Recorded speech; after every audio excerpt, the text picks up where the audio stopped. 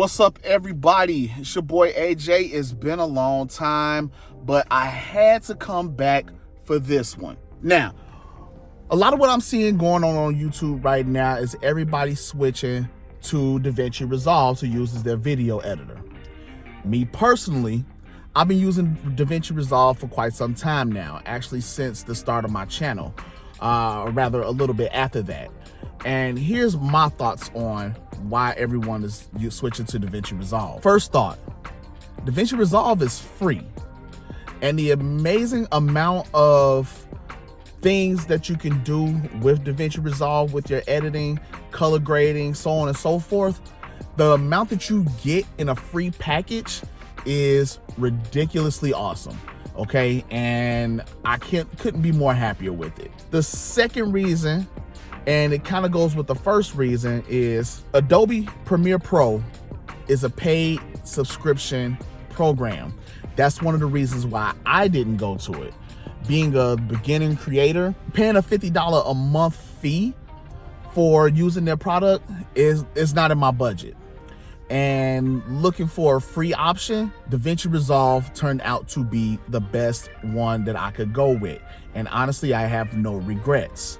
And this is coming from using iMovie starting off. Now, with DaVinci Resolve, it makes color grading really easy, really intuitive, and you can dial in your settings exactly how you need them. Another thing that I love about DaVinci Resolve is the editing.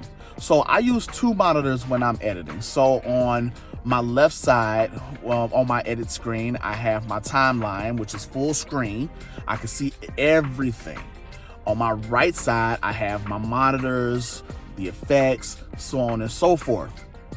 And it's easy for me to be able to go between the two monitors and see what's what and how I can fix things, and everything's not crammed up into one screen. So that works for me. I love that. Another thing, DaVinci Resolve works really well with my Mac. Now, mind you, I'm using a Mac from, I'd say, 2018, 2019. So it's working on the Intel Core i5, which isn't a bad processor. It's an Intel Core i5 with 8 gigs of RAM. And honestly, DaVinci Resolve still works pretty much seamless. There are rare moments where I've had any issues. It's never crashed or anything like that, but there's been very, very few issues with my DaVinci Resolve, and that's running on an older computer. So obviously, if I had like the M1 Mac or something, you know, with a lot higher specs, yeah, I'd probably have a bit smoother experience. But for what it is, it's working great for me. Beyond that, the audio editing portion of DaVinci is top notch. Now, I come from an audio background. I used to do music. I used to, when I was rapping and everything, I recorded my own music and edited the whole nine. I engineered my own sessions using a DAW with, you know, just a microphone. So being able to go into Fairlight is very, very easy for me, and I'm able to really dial in my audio just how I want it. Now, the only thing that I particularly have trouble with is Fusion. That's your visual effects component of DaVinci Resolve. I have not quite gotten down the nodes yet. I'm still figuring that part out. But from what I've seen from other creators on YouTube and their videos, Fusion is top notch once you can really get it down pat. Other than that, another thing, I'm not too fond of the cut page. I'd personally rather go straight into my edit. That may be just a personal preference. I'm hearing people say, you know, the cut page is really good for dialing in your video from the beginning, and then you have to do less in the edit screen. Me personally, I'd rather just go straight to the edit, which is why I particularly have not used the iPad version of DaVinci Resolve just yet, because there's only the cut page, the color page, and the export. But other than that, you know, again, DaVinci Resolve, I believe, is really great for creators to use. especially for some that are looking for a budget-friendly option.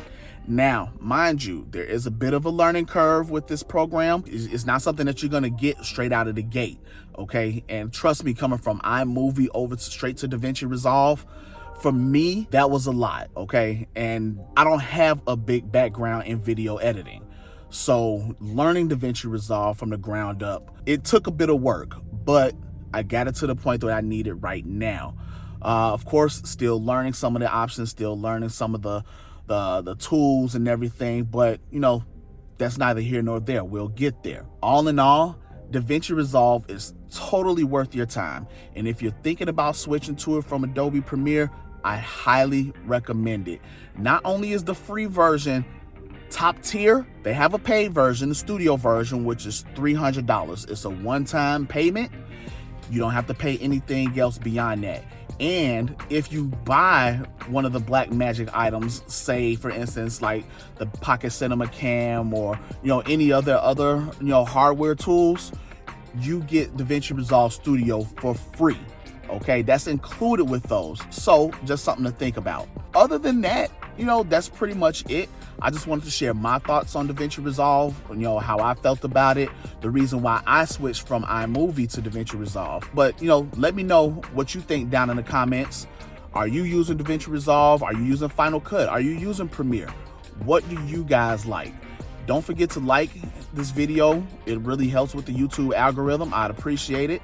Subscribe for future videos. Hit that notification bell so you'll know when those videos come up. And I will see you next time. Peace.